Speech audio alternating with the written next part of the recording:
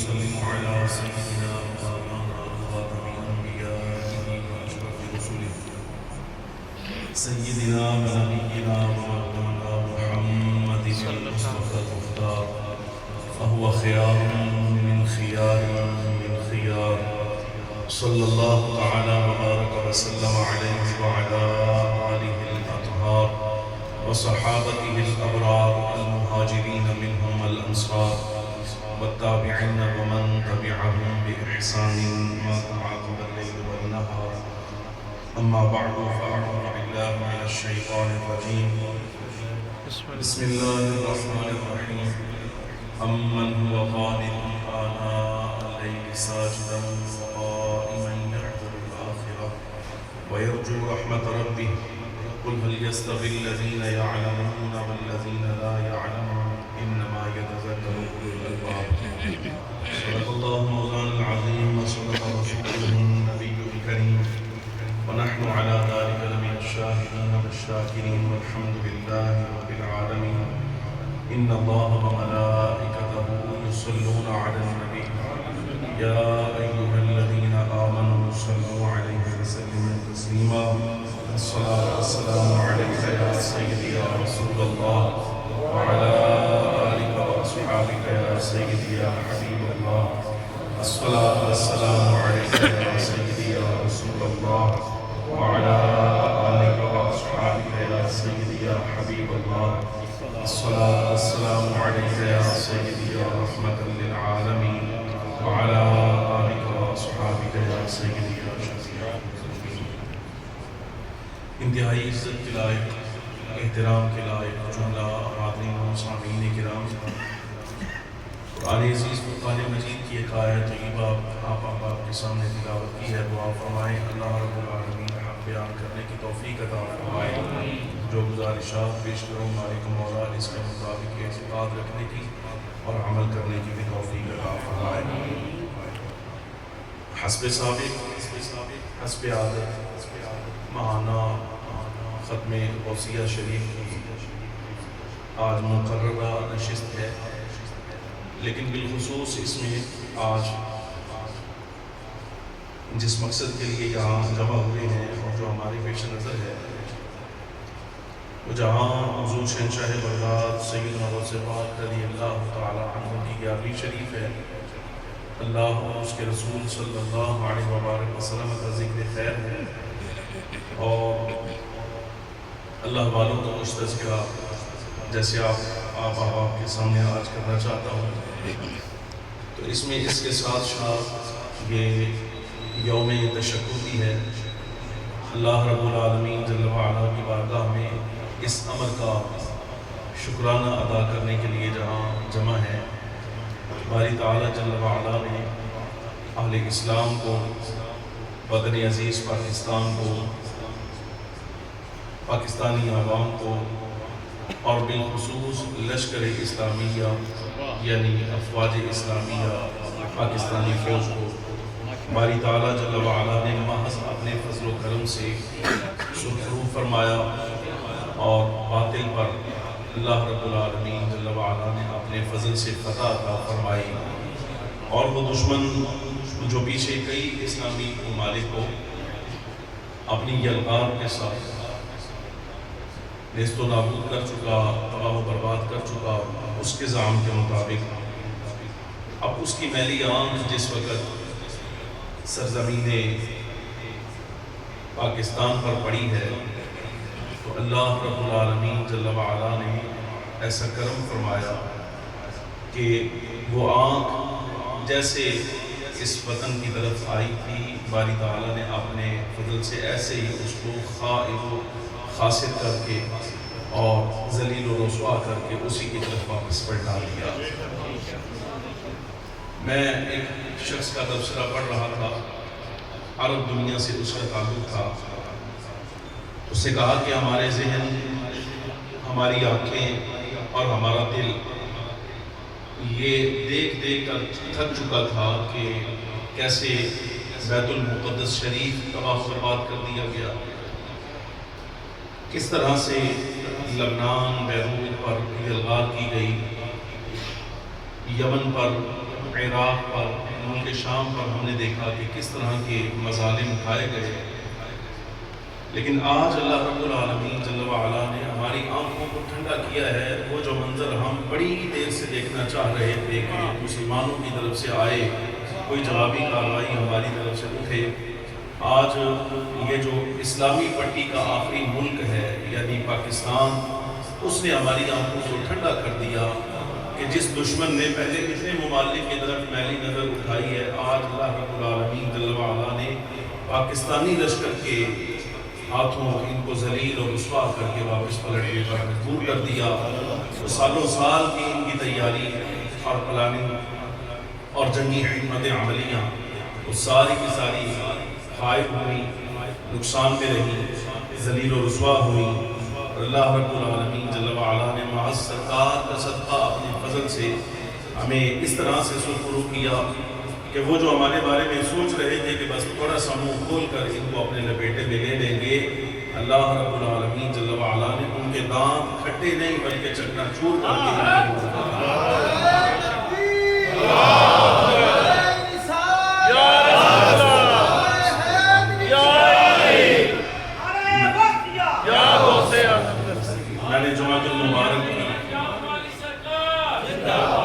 جمعۃ المبارک کی نشست میں یہ عرض کیا تھا کہ الحمدللہ رب العالمین، یہ دشمن کو یاد رکھنا چاہیے کہ اس مرتبہ اس کا مقابلہ کسی فوج کے ساتھ یا کسی لشکر کے ساتھ نہیں ہوگا، اللہ کے حکم سے پوری قوم کے ساتھ ہوگا۔ ہماری زمین کے سینے پر اس وقت کو بندہ قدم رکھ سکے گا جس وقت ہم یہاں موجود نہیں رہ سکتے، اور اس سے پہلے اللہ کے حکم سے نہیں، اور یہ آخری ہوگا، یعنی جو کچھ پیچھے یہ کر آئے ہیں اللہ کے حکم سے اب یہاں پر یہ کامیاب نہیں ہو سکے گی۔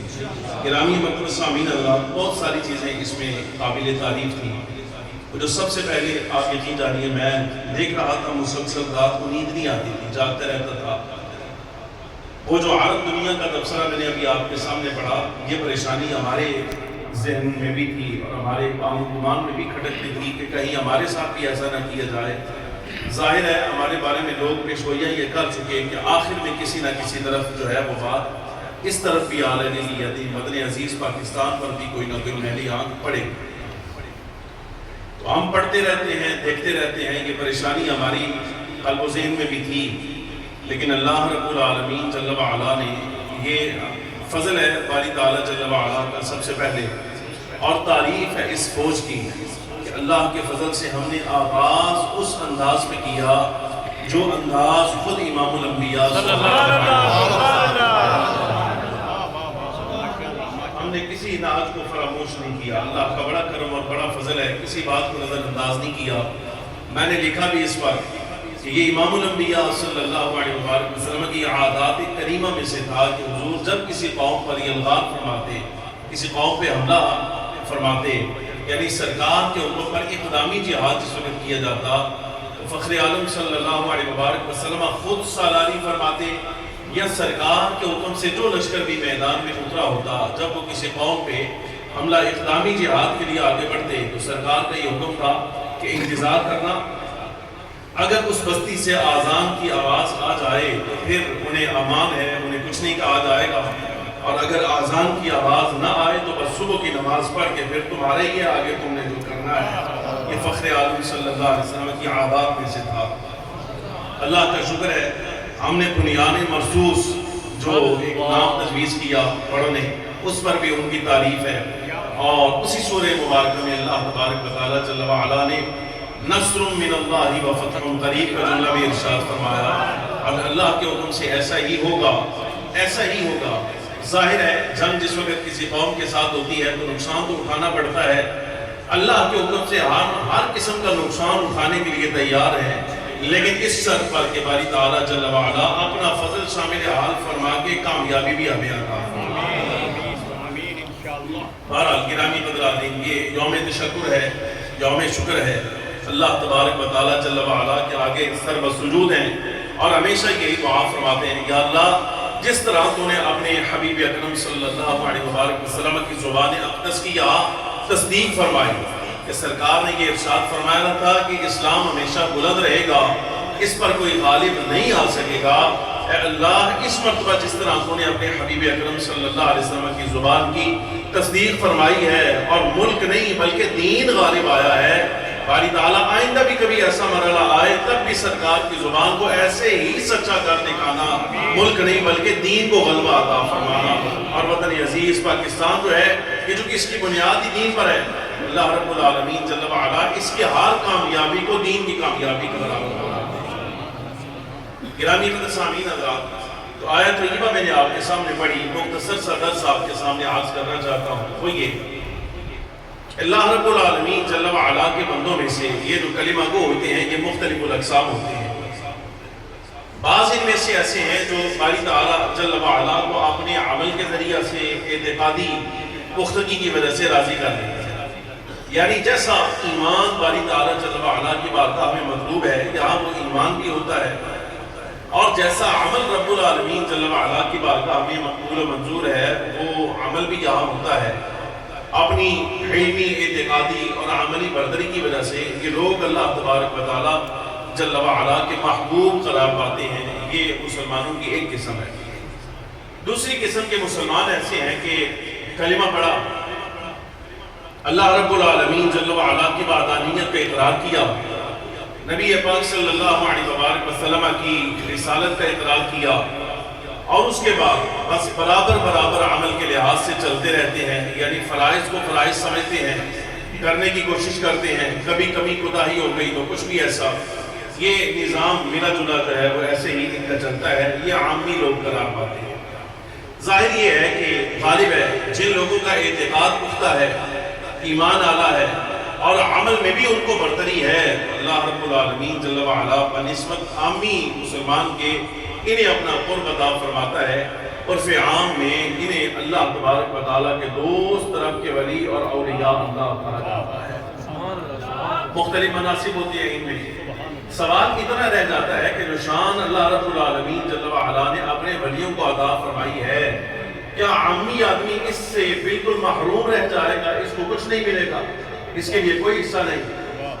اس کے بارے میں آیات طیبات اور احادیث مبارکہ واضح طور پر ایک پیغام دیتی ہے کہ انسانوں میں ایک طبقہ تو وہ ہے جنہوں نے اپنے علم کے ذریعہ سے، عمل کے ذریعہ سے، اعتقادی پختگی کی وجہ سے رب کو راضی کیا اور باری تعالیٰ جل وعلا کے قرب کے اس مقام پر آئے ہیں جو ان کے علم کا، عمل کا اور ان کے پختہ ایمان کا تقاضا تھا۔ یہ تو آ گئے، آپ پیچھے رہ گئے ہم جیسے لوگ، جہاں اعتقاد ہوتا ہے عمل میں کوتاہی ہوتی ہے کچھ نہ کچھ، تو کیا ان کو کچھ نہیں ملے گا؟ ہمارے ائمہ کرام رضی اللہ تعالیٰ مجمعین نے آیات قرآنیہ احادیث طیبہ کا یہ خلاصہ نکالا کہ اگر ایسا عامی آدمی جو تمام زندگی امور دنیاویہ میں مصروف رہا، اپنے کاروبار میں مصروف رہا، کام کاج میں مصروف رہا، دنیاوی معمولات میں اور مشاغل میں یہ مصروف رہا، تو یہ اگرچہ اپنے عملی لحاظ سے اس ولایت کے مقام پر نہیں جا سکا جس پر دوسرے گئے ہیں، لیکن اللہ رب العالمین جل وعلا کلی طور پر اس کو بھی محروم نہیں رکھے گا، بلکہ اس کے لیے بھی عطائے الہیہ کا کچھ نہ کچھ حصہ ہے، اس شرط پر کہ اس کو نسبت ہو جائے ان لوگوں کے ساتھ جو مقام ولایت پر فائز ہو جائے، یعنی نسبت کی وجہ سے، اس تعلق کی وجہ سے ہاتھوں میں ہاتھ آئے، بندہ کسی چین میں آ جائے، کسی لڑی میں آ جائے، تو اللہ رب العالمین جل وعلا اس کو بھی محروم نہیں رکھتا، بلکہ جس نسبت کے ساتھ یہ منسلک ہوا ہے اس نسبت کی شایان شان باری تعالیٰ جل وعلا اسے بھی فیض اور فیضان نصیب فرماتا ہے کہ محروم نہیں رہتا۔ میں اس کی کچھ مثالیں آپ کو حضرات صحابہ کرام رضی اللہ تعالیٰ مجمعین سے شروع کرتے ہیں اور پھر نیچے تک جہاں تک آ سکے وہ میں عرض کرتا ہوں آپ کے سامنے۔ اس کی بہت بڑی مثال آپ نے ملاحظہ فرمائی ہے کہ سیدنا بلال حبشی رضی اللہ تعالیٰ عنہ مکہ مکرمہ میں پیدا ہوئے، لیکن نسل کے لحاظ سے ان کا تعلق حبشہ کے ساتھ تھا، افریقہ کے ساتھ،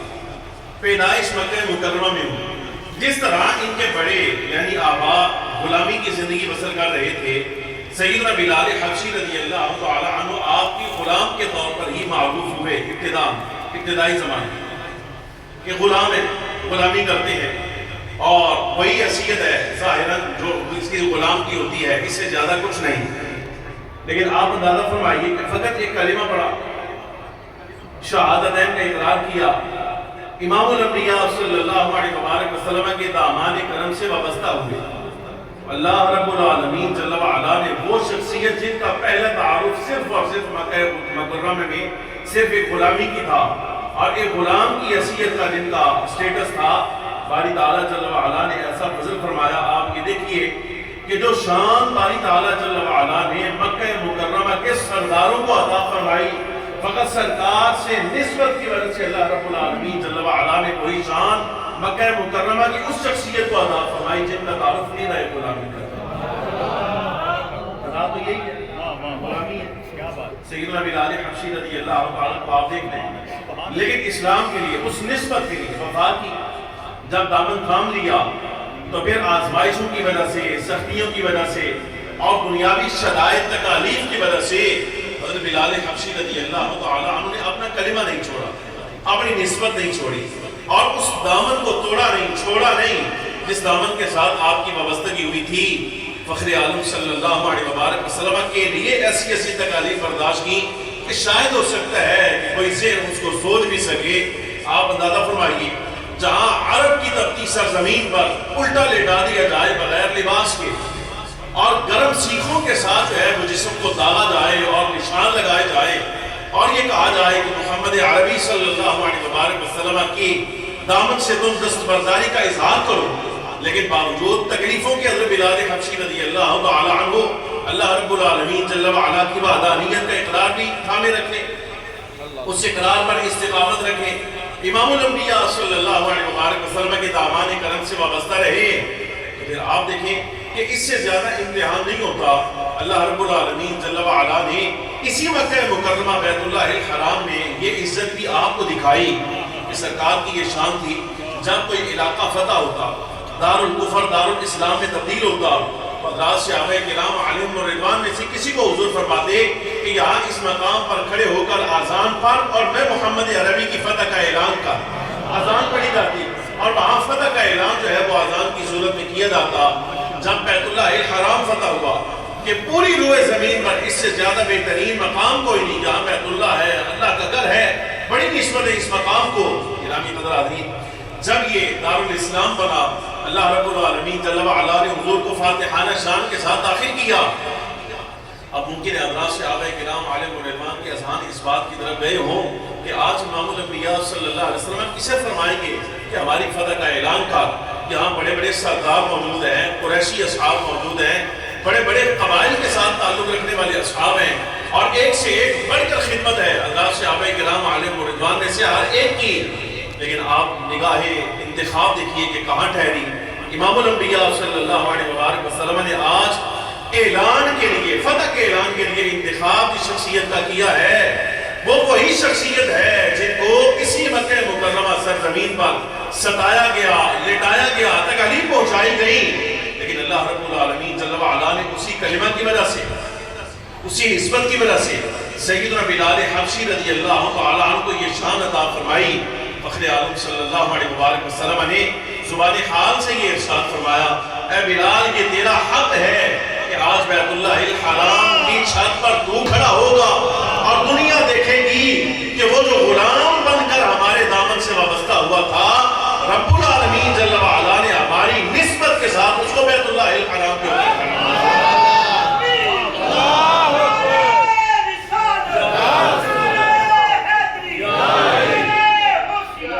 نسبت، فقط نسبت جو ہے، نسبت بندہ قائم رہے اس کے ساتھ کہ شے کی حقیقت کو بدل دے۔ میں دنیاوی مثالیں آپ کو دوں تو میں پنجابی میں اگر مثال کے طور پہ آپ کو دوں تو یہ سمجھنے کے لائق ہے کہ بیسن جو ہے نا، بیسن یہ بڑا عامیانہ سا ایک پاؤڈر ہے جو آپ دکان سے جا کے خرید لیتے ہیں، لیکن کبھی آپ نے یہ غور کیا ہے کہ اگر اس کی نسبت مچھلی کے ساتھ ہو جائے تو یہ مچھلی کے بھاؤ دلتا ہے؟ سمجھ آ رہی کہ نہیں؟ آپ لینے کے لیے ویسے جائیں تو مثال کے طور پہ 250-300 کا کلو مل جائے، لیکن وہی جو 250-300 کا کلو مل جاتا ہے، اگر آپ اس کو دیکھیں کہ اس کی نسبت مچھلی کے ساتھ ہو جائے تو یہ اس کی شان ہے کہ اب اس کا بھاؤ تاؤ جو ہے وہ بیسن والا نہیں رہ گیا بلکہ مچھلی والا ہو گیا ہے، اس کی قیمت مچھلی جیسی لگے گی، حالانکہ وہ بڑا معمولی سا لگا ہے۔ یہی ہے نسبت۔ مثال کے طور پہ دودھ ہے، دودھ کی قیمت کیا ہے؟ اگر اس میں پانی شامل کر دیا جائے تو آپ حال دیکھ لیں کہ کہ وہ پانی اگر مثال کے طور پر یہاں 19 لیٹر کی بوتل جو ہے وہ 50-60 روپے کی مل جاتی ہے، لیکن وہی پانی اگر دودھ میں شامل کر دیا جائے تو جناب والا 200 روپے لیٹر جو ہے وہ چلا جاتا ہے۔ گزارش سمجھتے ہیں آپ، یہ ہے نسبت کا کمال عامیانہ لفظوں میں۔ ایک مثال اور ملاحظہ فرمائیے، یہ سیدنا بلال حبشی رضی اللہ تعالیٰ عنہ کے بارے میں الفاظ سے جو میں نے آپ کے سامنے عرض کیے۔ ایک بڑا غیر معروف صحابی ہے اور بڑی عجیب بات ہے، آپ ان کا حال سنیں تو شاید ہو سکتا ہے پریشان ہو جائے۔ 18 سال عمر ہے ایک روایت کے مطابق، دوسری روایت کے مطابق 21 برس عمر ہے، اور یہ طے شدہ امر ہے کہ آپ اندازہ فرمائیے جب انتقال ہوا، مورخین نے لکھا کہ عمر اس وقت کو 25 برس کے قریب، 25 برس کا ایک نوجوان ہے، 25 برس کا، لیکن جو واقعہ پیش کرنے لگا ہوں گرامی قدراتین، یہ یا 18 سال کی عمر میں یا 21 برس کی عمر میں پیش آیا۔ ان کا نام تھا عتاب ابن قصیر، مکہ مکرمہ کے رہنے والے، لیکن سرکار دو عالم صلی اللہ علیہ وسلم کے ساتھ معاذ اللہ ثم معاذ اللہ حد درجہ بغض، سرکار کو دیکھنا پسند ہے، نبی علیہ السلام سے معاذ اللہ ثم معاذ اللہ کراہت کا اظہار۔ صاحب سیرت حلبیہ نے لکھا کہ جب بیت اللہ الحرام فتح ہوا اور کعبہ معظمہ کی چھت پر کھڑے ہو کر اذان پڑھنے کا اور فتح کا اعلان کرنے کا حکم امام الانبیاء صلی اللہ علیہ وسلم نے حضرت بلال حبشی کو دیا، تو سیرت حلبیہ کے مؤلف نے یہ جملہ لکھا، وہ کہتے ہیں کہ جب بلال حبشی اذان پڑھ رہے تھے تو اس وقت اس 18 سال یا 21 سالہ نوجوان نے نیچے کھڑے ہو کر یہ جملہ کہا، میں شکر ادا کرتا ہوں کہ میرا باپ یہ منظر دیکھنے سے پہلے، رب نے میرے باپ کی لاج رکھ لی کہ آج وہ منظر دیکھنے سے پہلے ہی اٹھ گیا ہے، چل بسا ہے، مر گیا ہے، کہ یہاں ہماری غلامی کرنے والے آج بیت اللہ الحرام پر کھڑے ہو کر، ہمارے سر کے اوپر کھڑے ہو کر اعلان کر رہے ہیں حضور نور صلی اللہ علیہ وسلم کی فتح کا۔ یہ جملہ انہوں نے بغض میں کہا، نفرت میں کہا، کراہت میں کہا کہ شکر ہے کہ میرا باپ کی منظر دیکھنے سے پہلے چل بسا۔ لیکن فخر عالم صلی اللہ علیہ وسلم کی بہرحال یہ نگاہ ہے۔ میں اس پر اگر صوفیاء والا کلام آپ کے ساتھ کروں تو یہ جو بزرگان دین کی نگاہ ہوتی ہے نا، یہ 4 قسم کی ہوتی ہے، 4 قسم کی نگاہ جو ہے وہ صوفی کرتا ہے۔ اس میں سے آخری جو سب سے بڑی اور حتمی ہوتی ہے وہ یہ کہ صوفی کے سامنے بیٹھے، ولی کے سامنے بیٹھا جو بندہ ہے، اگر اس پر راضی ہو جائے، اطمینان آ جائے، دل اگر سے بالفرض بالکل دنیا دار ہے، تو اللہ رب العالمین جل وعلا نے ولی کی نگاہ میں یہ شان رکھی ہے، یہاں نگاہ ڈالے گا وہاں فیض پیدا کر کے نگاہ ہے، یہ اس کی استطاعت کے مطابق۔ امام الانبیاء صلی اللہ علیہ وسلم سرکار کریم تو پھر مالک ہیں، مالکوں کی شان یہ ہے کہ بس اس 18 سال 19 سال 21 سال کے نوجوان پر حضور کی نگاہ پڑ گئی، پسند آ گیا، بھائی یہ غلام میرا ہونا چاہیے، یہ میرا ہونا چاہیے۔ فقط ایک نگاہ امام الانبیاء صلی اللہ علیہ وسلم نے ان کے دل میں ڈالی، یہ صوفیاء کی زبان سرکار نے نگاہ ڈالی، اللہ رب العالمین جل وعلا نے ان کے دل میں حب ایمان پیدا کیا، سرکار کی بارگاہ میں آئے، اور وہی نوجوان جو ابھی کھڑا ہو کر یہ کہہ رہا ہے کہ اللہ کا شکر ہے کہ میرا باپ کی منظر دیکھنے سے پہلے چل بسا، کہ غلام جو ہے وہ بیت اللہ الحرام پر کھڑا ہے، اسی جوان نے آ کر مصطفیٰ کریم صلی اللہ علیہ وسلم کے ہاتھوں میں ہاتھ دیا، ظاہر کے سبب نظر نہیں آیا، فقط نگاہ مصطفیٰ کریم صلی اللہ علیہ وسلم سرکار کے ہاتھوں کی طرف ہاتھ بڑھائے، یا رسول اللہ کلمہ پڑھائیے، اپنے غلاموں میں شامل فرمائیے، کلمہ پڑھا دیا۔ کریم جو ہے وہ تشریف لے چلے مکہ مکرمہ سے باہر ایک مقام پہ پڑاؤ کیا تھا، تو بعض اہل مکہ سے صحابہ کرام علیہ رضوان حاضر ہوئے، یا رسول اللہ صلی اللہ علیہ وسلم اب بیت اللہ الحرام آپ کی ریاست ہے، جس طرح مدینہ آپ کی ریاست ہے، اب یہ بھی آپ کے زیر حکم ہے، زیر انتظام ہے، تو حضور کو بندہ عطا فرماؤ نا بطور وزیر، بطور گورنر دے، تو یہاں کے انتظام و انشرام کو یا رسول اللہ آپ کے حکم کے مطابق چلائے۔ فخر عالم صلی اللہ علیہ وسلم نے اسی 21 سالہ نوجوان کو بلا کر سامنے بٹھایا اور 3 مرتبہ فرمایا، اے عتاب میں نے رب کے حکم سے تمہیں والی مکہ مقرر کیا، اے عتاب میں نے تمہیں رب کے حکم سے والی مکہ مقرر کیا، میں نے رب کے حکم سے تمہیں والی مکہ مقرر کیا۔ صحابہ کرام علیہ الرضوان مکہ مکرمہ کے رہنے والے حاضر ہوئے، عرض کہ یا رسول اللہ صلی اللہ علیہ وسلم آپ ایک دیہاتی سخت مزاج نوجوان کو ہمارا والی مقرر کر رہے ہیں، حضور اس کے علاوہ کوئی بندہ نہیں۔ فخر فخر عالم صلی اللہ علیہ وسلم نے جملہ ارشاد فرمایا، مالک فرماتے ہیں میں نے رات خواب میں دیکھا کہ یہ جنت کے دروازے پر کھڑا تھا۔ یہ پہلی نگاہ، یہی میں آپ کو سمجھا رہا ہوں، یہ بس ایک نگاہ کی بات ہوتی ہے جس کی طلب بندے کو ہمیشہ رہنی چاہیے۔ یہ بزرگان دین سلف صالحین کی بارگاہوں میں جس وقت آپ جاتے ہیں وہ ایک نگاہ کے لیے جائے گا۔ یہاں بس یہ دنیاوی مجبوریاں ایسی بن گئی ہیں کہ یہاں کوئی بندہ کسی صالح کے مزار پر چلا جائے تو وہ اس لیے جاتا ہے، یا اللہ ان کے وسیلے سے میرا کاروبار ٹھیک تھا، یا اللہ میرا مرکز ٹھیک تھا، میرا کار کوئی نہیں، میرے مالک میرا کار ٹھیک کر دے، میرے کار عطا فرما، میری گاڑی عطا فرما، اس طرح کی باتیں ہیں۔ حالانکہ حق یہ ہے کہ بندہ یہاں جائے اس لیے کہ اے صاحب وقت، اللہ رب العالمین جل وعلا نے جو شان آپ کو عطا فرمائی ہے اس کرم کی نگاہ کے ساتھ جو رب نے شان آپ کو عطا فرمائی ہے، ایک نگاہ ساڑھے ہوتے بھی پاؤ نا کہ ہمارا ہر طرح کا بیڑا پاس فرمایا۔ اب یہ مقاصد پیچھے رہ گئے، یہ چیزیں پیچھے رہ گئے۔ یہ ایک نگاہ فخر عالم صلی اللہ علیہ وسلم نے ارشاد فرمایا، میں رات میں نے جنت کے دروازے پر اس کو دیکھا ہے، یہ جنت کے دروازے پر کھڑا تھا تو اس نے جنت کا کنڈا پکڑا اور پکڑ کر زور سے کھٹکھٹایا، زور سے کھٹکھٹایا۔ سرکار کریم صلی اللہ علیہ وسلم ارشاد فرماتے ہیں بس اس کا جنت کے دروازے پر دستک دینا تھا تو اللہ رب العالمین جل وعلا نے اس کے لیے جنت کا وہ دروازہ کھول دیا۔ میں نے یہ تعبیر اس کے لیے نکالی ہے کہ یہ بیت اللہ الحرام مکہ مکرمہ کا دروازہ کھٹکھٹا رہا ہے، جیسے جنت کا دروازہ اس کے لیے کھول دیا گیا، ہم نے بیت اللہ الحرام کا دروازہ اس کو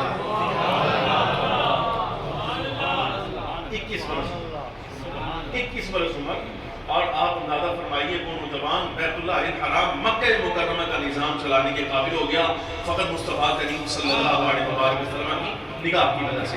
گرامی حضرات، ان فقراء کے ساتھ، ان اللہ کے ولیوں کے ساتھ نسبت یہاں دنیا میں بھی کام آتی ہے اور آخرت میں بھی کام آئے گی۔ یہ ایک حدیث مبارکہ میرے سے سنیے، میں بات مکمل کروں۔ اتحاف السادۃ المتقین میں حضرت علامہ زبیدی حنفی رحمۃ اللہ تعالی علیہ نے اس کو نقل کیا۔ یہ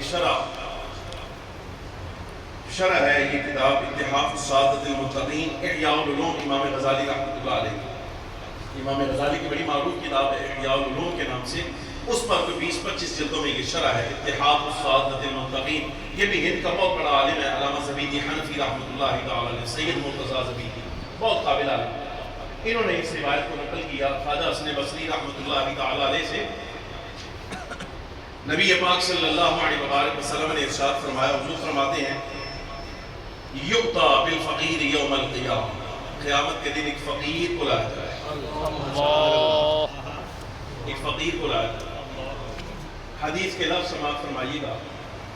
سرکار کریم صلی اللہ علیہ وسلم ارشاد فرماتے ہیں فَيَعْتَذِرُ اللَّهُ عَزَّ وَجَلَّ إِلَيْهِ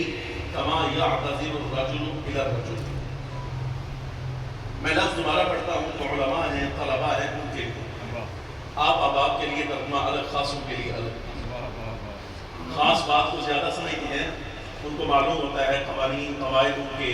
زیر نظر ہوتے ہیں، حافظہ میں ہوتے ہیں، اس لیے۔ لیکن بہرحال جو اصل لفظوں کا لطف ہے نا وہ میرے ترجمے میں شاید آپ کو نہیں آئے۔ فَيَعْتَذِرُ اللَّهُ عَزَّ وَجَلَّ، اعتذر یعتذر، اعتذار کا مطلب ہوتا ہے کسی کے سامنے عذر پیش کرنا۔ آپ ذرا تصور میں یہ بات لائیے، وہ فقیر جس نے اللہ تبارک و تعالیٰ کے حکم سے دنیاوی نعمتوں کو چھوڑا، سرکار کریم صلی اللہ علیہ وسلم کے فرمان کا مطلب یہ ہے جب وہ بارگاہ حق میں کھڑا کیا جائے گا تو اللہ رب العالمین جل وعلا کی بارگاہ میں یہ مفہوم عرض کر رہا ہوں، تو عرض کرے گا میرے اللہ تو نے فلاں دنیا دار کو یہ نعمت دی، تو نے فلاں دنیا دار کو یہ نعمت دی، تو نے فلاں کو اپنی اس نعمت سے بھی نوازا، اس نعمت سے بھی نوازا، مالک تو نے مجھے اس نعمت سے بھی محروم رکھا، اس نعمت سے بھی محروم رکھا، اس نعمت سے بھی محروم رکھا، حالانکہ میں دے رہا تھا۔ تو اس پر جملہ سنیے گا، اب یہ فخر عالم صلی اللہ علیہ وسلم کا فرمان فَيَعْتَذِرُ اللَّهُ عَزَّ وَجَلَّ إِلَيْهِ كَمَا يَعْتَذِرُ الرَّجُلُ إِلَى الرَّجُلِ۔ آپ کے لیے ترجمہ یہ ہے کہ رب العالمین جل وعلا سے جب وہ بندہ سوال کر رہا ہوگا تو اللہ رب العالمین جل وعلا اس سے ایسے لاڈ فرمائے گا جیسے کوئی دوسرا بندہ کسی بندے کے ساتھ۔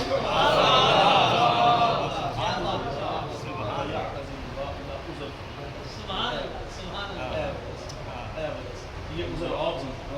اور نیاز، لاڈ اٹھانا، ناز اٹھانا کسی کا، یہ اور چیز ہے۔ آپ کے لیے ترجمہ یہ ہے کہ رب العالمین جل وعلا اس کا ناز اٹھائے گا جب وہ یہ عرض کر رہا ہو مالک تو نے مجھے یہ نعمت بھی نہیں دی، یہ بھی نہیں دی، یہ بھی نہیں دی، باری تعالیٰ جل وعلا اس کے لیے جواب نے ارشاد فرمائے گا وَعِزَّتِي وَجَلَالِي، مجھے میری عزت کی قسم ہے، میرے جلال کی قسم ہے، میں نے دنیا کی ہر نعمت تیرے سے اس لیے پردے میں رکھی تھی کہ تیرے شان کے مقابل میں نے اس نعمت کو کبھی پایا ہی نہیں۔ میں تیرے لائق نہیں سکتا، میں تیرے لائق نہیں سکتا مالک، اگر وہ میرے لائق نہیں تھی تو پھر جو میرے لائق ہے وہ عطا فرما، نہ پھر آج عطا فرما۔ اللہ رب العالمین جل وعلا فرمائے گا جا دیکھ آج میں نے تیرے کے لیے کیا کیا کرامت، کیا کیا عزت اور کیا کیا فضیلت رکھی ہے۔ مالک ارشاد فرما کیا میری عزت ہے یہاں پر، میری عزت افزائی کیا ہے، میری فضیلت کیا ہے، میرے عمل کا مول کیا ہے، میری فقیری کی لاش کیا ہے، آج وہ ارشاد فرما۔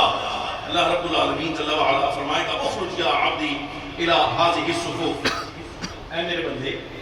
ان صفوں سے نکل، جن صفوں میں کھڑا ہے نا ان صفوں سے نکل اور خود نکل کر یہ تو میدان محشر میں لوگ یہاں حساب دینے کے لیے کھڑے ہیں، یہاں تک چکر لگا، سبحان اللہ، چکر لگا۔ مالک چکر لگا کے کیا کروں گا، جملہ سمجھیے گا، رب العالمین جل وعلا فرمائے گا فانظر الی من اطعمک او کساک واراد بذلک وجہی فخذ بیدہ فہو لک۔ رب العالمین جل وعلا فرمائے گا ان صفوں میں تلاش کر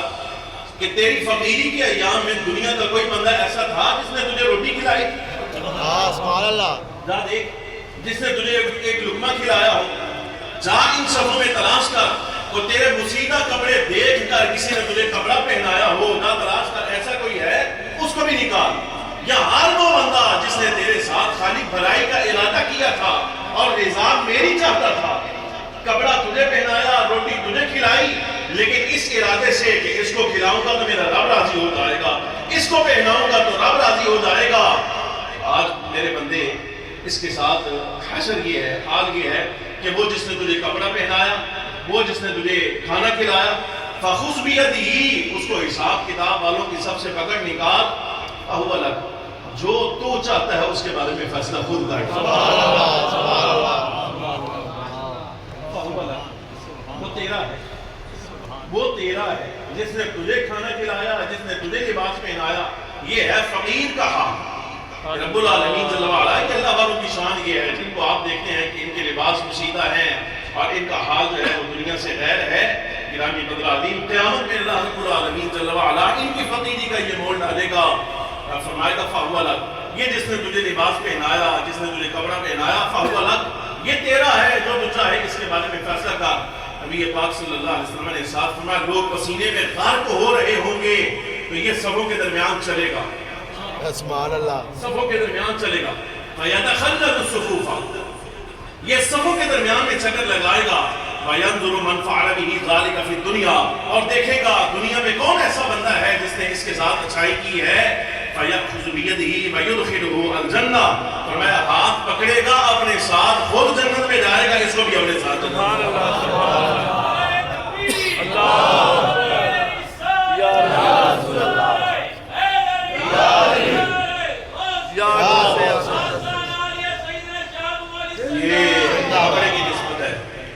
یہ ایک روٹی کی نسبت ہے، آپ اندازہ فرمائیے دادا صاحب رحمۃ اللہ علیہ کے بارے میں آیا تھا، میں نے کئی مرتبہ آپ کے سامنے یہ واقعہ بیان کیا کہ اپنے شیخ کو وضو کروا لیں، اپنے مرشد کو وضو کروا لیں، اور مرشد کو وضو کرواتے ہوئے یہ خیال آیا ماں نے آزاد پیدا کیا تو یہاں فقیر کا غلام بنا ہوا ہے، ولایت ملنی ہوئی تو مل جائے، تو فوراً فقیر نے ایک جملہ کہا کہ رب العالمین جل وعلا جب کسی سپاہی کے بچے کے ساتھ بھلائی کا ارادہ کرے نا تو اس کو سپہ سالاروں کے ساتھ جو ہے وہ ہم اس میدان کے سپہ سالار ہیں، اگر تو یہاں سردار بننا چاہتا ہے تو خدمت تو ہماری کرنی پڑے گی۔ مالک سے شاہ بغداد رضی اللہ تعالیٰ عنہ فرماتے ہیں یہ مالکوں کی نسبت اب سماعت فرمائیے گا، یہ خالی ہاتھوں میں ہاتھ دے کر آپ چلے جائیں پھر دوبارہ کبھی منہ نہ کریں کبھی یاد نہ کریں، یہ وفا نہیں ہوتی، اور یہ ذہن میں رکھیے گا الحمدللہ رب العالمین جب تک میں زندہ رہا اس خانقاہ کا دروازہ اگر کھلے گا تو میں اپنی یعنی جن کو میں نے حضور شاہ بغداد رضی اللہ تعالیٰ کی نسبت میں منسلک کیا ہے، میں ہمیشہ خواہش کروں گا کہ اس نسبت میں آنے والا جو میرے سبب سے آیا ہے کبھی آ کر مجھے یہ کہے کہ حضور شاہ بغداد رضی اللہ تعالیٰ سے قربت کیسے ہو جائے کہ اس کا کوئی طریقہ بتا، میں منتظر رہوں گا اس کا۔ میں یہ آپ کو عرض کروں، یاد رکھیے گا ہمیشہ 10 سال مثلا مجھے پڑھاتے ہوئے ہو گئے، تو میں وہ ہاتھ کی انگلیوں پر میں یہ عرض کرتا ہوں کہ یہ آپ سینکڑوں کی تعداد میں طلباء کرام وہ مجھ سے علم میں عمل میں ہر لحاظ سے فائق ہے، اگرچہ چلو کبھی کبھی استاد ہونے کے ناطے میں اپنی برتری کا اظہار ان پر کر دیتا ہوں، لیکن بہرحال اللہ رسول کی بارگاہ میں یہی اونچے ہیں، یہی بھلے ہیں۔ لیکن میں یہ آپ کو عرض کروں، طلباء میں بھی یہ 10 سالوں میں سینکڑوں طالب علم گزرے ہوں گے، نظروں میں آئے ہوں گے، لیکن پیچھے یاد رہ جانے والوں میں میرے خیال سے جتنے میرے ہاتھ کی انگلیاں ہیں نا، ان کی تعداد اس سے زیادہ نہیں جو یاد رہے گا، اس سے زیادہ نہیں۔ تو اس لیے بہت کم لوگ ایسے ہوتے ہیں جو یاد رہ جاتے ہیں۔ میں یہ آپ کے سامنے عرض کروں گا، یاد رکھیے گا، جب اکٹھا ہوتا ہے فقراء کی بارگاہ، مشائخ کی بارگاہ، جو پیران کامل ہوتے ہیں ان کی بارگاہوں میں جمگٹھے ضرور ہوتے ہیں، لیکن یاد رکھیے گا نگاہ میں قرب وہ پاتا ہے جو اپنے عمل کے ذریعے سے منواتا ہے اپنے آپ کو۔ میں جہاں کچھ لینے کے لیے آیا،